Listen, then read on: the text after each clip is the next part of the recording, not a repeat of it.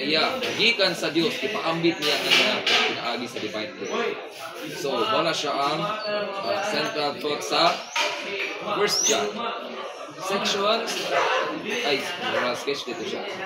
Sections, fellowship of the divine life, teaching of the divine anointing, and the virtues of the divine birth. So, makaingon ta nga dili ni siya doktrinal. Kay matter man siya sa kinabuhi. That's why matagbalaan, makatun yun sa pagpakinig.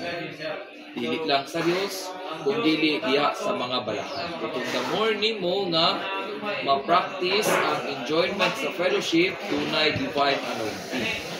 Then this divine anointing can teach us how to live according to God.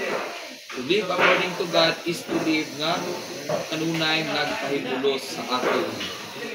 So, muna siya ang pag-enjoy sa virtues sa divine birth.